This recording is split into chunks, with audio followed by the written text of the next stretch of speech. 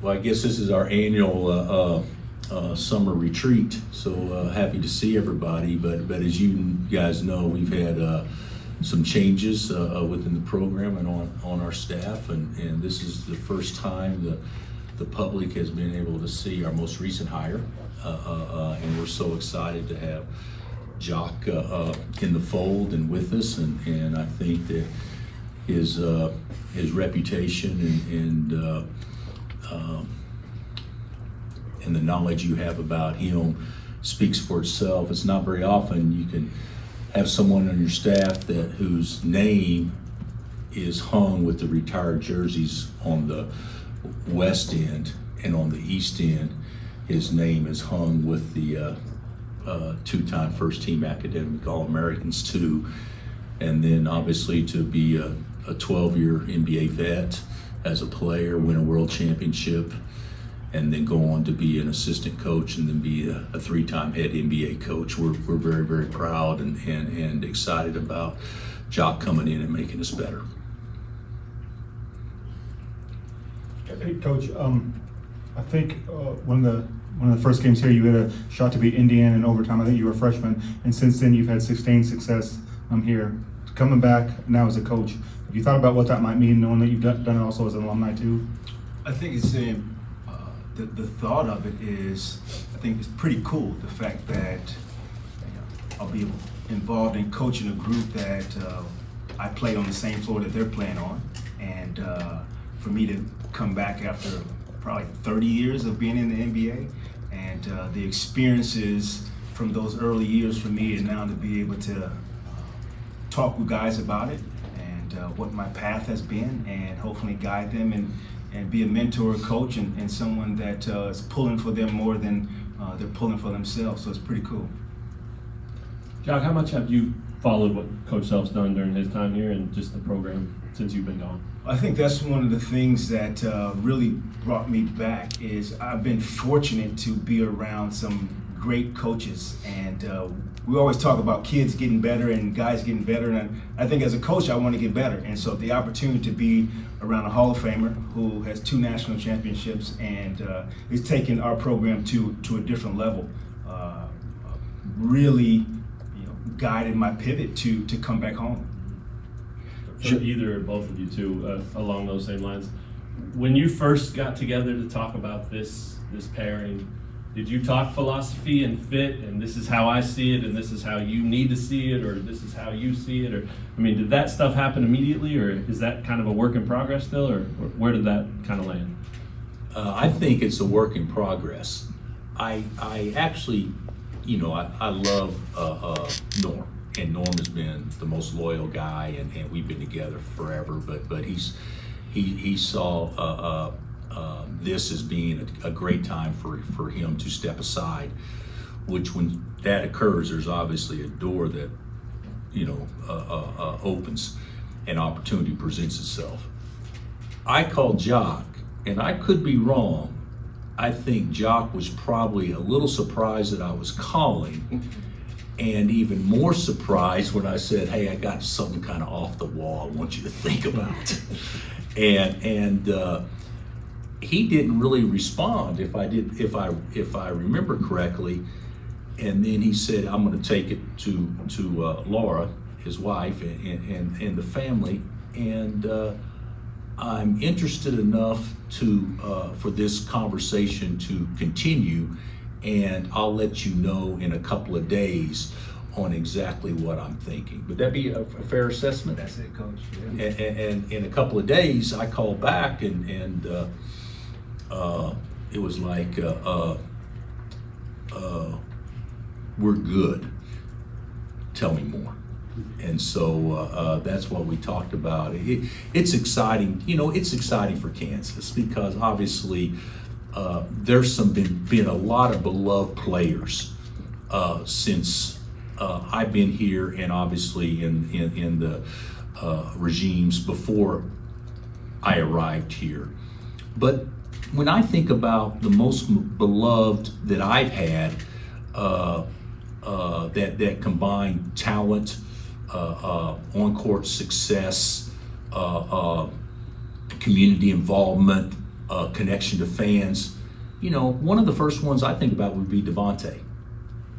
Well, to me, this was the equivalent of Devontae under Coach Williams. I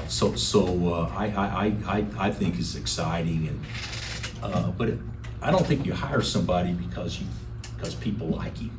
I think you hire only because they complement what your talents are, and he does that in a way that it brings something to us that's different than what we've ever had before. I mean, we have a college assistant coach that was a 3-time NBA head coach that's trained Kevin and Kyrie and all the different guys that I think brings immediate credibility to guys that want to be pros out there, knowing they're going to get to work with somebody that knows firsthand what it's supposed to look like. Jacque, your experience is in the NBA. Coming down to college, I mean, how is your approach going to be different in terms of coaching? How is it going to differ from coaching those NBA guys to the college guys, developmentally, coaching-wise, just your thought process coming in? I think it really remains the same. Players are players. The talent level could be different, but you still listen with intent. You still are truthful to the guys. You still pull for them and want them to get better. So I think that doesn't change. I used to always talk to guys in the video room, and I used to say, "Do you want to coach?" They say, "Yeah." I say, "Okay, well, there's a JUCO job that's available. There's a D3 job that's available. There's a college job that's available. Do you want to coach?" Coaching is coaching. It just so happened that my path took me to the NBA, but there's excellent coaches across this country that coach at all levels of the game. Jock, how big are you on analytics? I think I was reading you will use it even during the games. And will you bring, I don't know how much coach has been doing analytics, but will you want Jock to do some of that? Well, we'll have an idea. Like Chase is very analytically driven. You know, Chase has NBA background too, guys. But what Jock can bring to the table from his time is different than Chase's, is different than what we've done. And I think that the idea is putting something together that complements what is most important to us, not what was most important to Brooklyn or what was most important to the Hawks back when Chase was there, but what's most relevant to the University of Kansas, and we're going to work on doing that. Would you use it during games? For sure, different stops that I've had, Gary. That was a trending topic in the NBA. I think there is a ability to make analytics, you digest it, and you can give it to the players in a digestible way. But there's a lot to it, for sure. When you were here, you came in and started from day one, big reputation, and now they have a guy coming in and start from day one probably. Will you work with him a lot, and do you see that could be of value? I think coach has given me the freedom, which is great, that not to pigeonhole myself into only working with DP, but I've had the ability, which is great, to have a young guy, I'll say for example, a Nick Claxton that I coach, and now he just made $100 million last year, and so there's different approaches. I think I pride myself on being able to coach bigs and smalls across the board, so I'm looking forward to working with all the guys. But we do have a special individual in DP that you see my voice already. I'm not in prime form yet, Coach. my voice is. Yesterday we had one day. You know what is amazing is he talks to Gary like they're best friends. And Gary was doing this 15 years before Jock got here, so that ages Gary just a little bit. Stay young, Gary. Finally, did you talk to any of your former teammates during the interview process, or the process of thinking about the job, and what do they think now? I did talk to a bunch of guys actually across the board that either had coached in college, like Jared, which I talked to and ran some ideals by and got his input, to other friends of mine that had coached in college at other places, and then also I've been fortunate enough to talk to other professional coaches, and they thought that it was a great idea and pivot at this time of my life. Jacque, maybe this is covered a little bit by what Gary just asked, but what was the period of, I guess, deliberation like after he first came to you with the offer?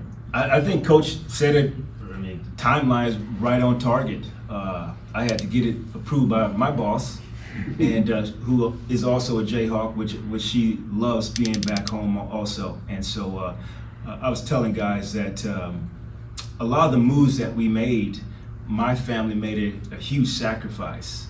Whether one of my kids is born here in Lawrence, one is born in New Jersey, the last 8 years or whatever, they were in Brooklyn. They spent time, half of middle school in Orlando, so sometime in San Antonio. That's what happens when you coach. And this move was really special because I was able to kind of make this for her also, and for her to come back home and us to have this time together and be a part of this program again. Coach Vaughn, given your experience not only as a player here, but as a championship player with a long career in the NBA and a long career coaching, what is the general tone of messaging that you can bring for young players with NBA dreams? I think my biggest message, and I'll continue to harp on this, is there are no shortcuts. I think, and I really believe in putting in the work, and the results will come from that work. I like to do simple better, and so I don't complicate things. And so that message to the guys, I always said, the less amount of keys on my key ring, the better off I'll be. And so we're just going to do simple better, not take shortcuts, and work extremely hard. Jacque, with your NBA experience coaching, there's a lot of guys on this roster the next year, the year after, hoping to play in the NBA. How do you kind of utilize the skills that you have being in the league for so long to kind of help them reach those aspirations? Well, the great thing is when I accepted the job, I probably had 20, 25 calls from whether it was assistant GMs, personnel across the league, and first of all, so the direct feedback for our guys, I think, will be beneficial. And then I had the luxury of coaching dudes who are top 75 of all time in NBA. And that experience was valuable for me, and hopefully I can use that experience to help our guys. Coach, when you stepped foot on that court for the first time as an assistant, did any emotions come back, or any memories, or is there one or two things that you kind of were flooded with from your time playing here? I don't think I told Coach this. I told my wife this, but I woke up at like 4:30 the other day in the morning time. And I said, that's a good sign right there. The enthusiasm, like I was looking forward to being on the court with the guys. Like it brought back all the first of training camps that I had when I woke up early. So let's keep waking up early. That was a good sign. Bill, with so many changes, not just to the roster, but to the staff, how long do you feel like it might take to get everyone on the same page and get accustomed to what you like to do? I think we'll have that, for the most part, done by the end of summer. I actually, I like my staff, and I believe I've got to figure some stuff out too on how this team can play and what's important to this team being successful based on what I see watching the guys work out too before probably on the exact same page. But I would anticipate by the end of summer, do a staff retreat to put together a yearly game plan in August, and we'll be ready to roll. No hesitations come August. Jacque, is my timeline right? Did you coach Jalen Wilson for a little bit? I did have Jalen. So I wonder, did you reach out to him at all? And then, Coach, did you tell Jalen to help recruit Jock back home? Go ahead. Well, I want him to buy me dinner when he comes. I played him, so which is a good thing. I always pull for him, and which is great. Continue to pull for him. He's carved out a niche in the league, and it's special. I mean, even see, Johnny, who's going to have a chance to play in the finals. Like, he'll never forget that. I was a young player. I was on the Jazz. We lost to Jordan at that time. Got a chance to be in a finals. You'll never forget that as a young player. And I'll never forget being a part of Jalen's first year in the NBA. Did you talk to him about what Bill's like or anything like that, or no time? I did. I'm getting better on social media. You know, that's how you reach out to guys, I guess. And so my son, which is great, I have two kids who are in college. They're helping me. Good. And I did not reach out to anyone concerning Jock. I was confident with him, and the fact that if I did reach out, I knew that there would be a chance that others would possibly read it on social media. I thought it was in my best interest not to put anything out there. You got anything else? Gary. Louisville just announced you guys were going to play them. Any quick comment? Well, it's an exhibition game, and I don't know if we're playing in the Yum Center or Freedom Hall. To be honest, I don't know. Is it in the Yum? So I haven't. We've been in it once. We got beat. Who was it? 16. Villanova in the Elite Eight. So obviously a great memory. But we'll be excited to go back. I actually like the idea of the rule change, being able to play somebody like that, and I like playing a road game. You know, we've been beaten the last 2 years in a road game, even though they weren't real games. But I think it's good preparation for especially an early season game, and Louisville should be loaded. It'll be a tough start to what will be a ridiculously hard schedule. Just a quick follow-up on that. I know last year you had talked about wanting rev share to play a role in these exhibitions. How much of a benefit can this be from that perspective? You know what, Henry, I don't know that I understand the rule well enough, and the settlement's not signed.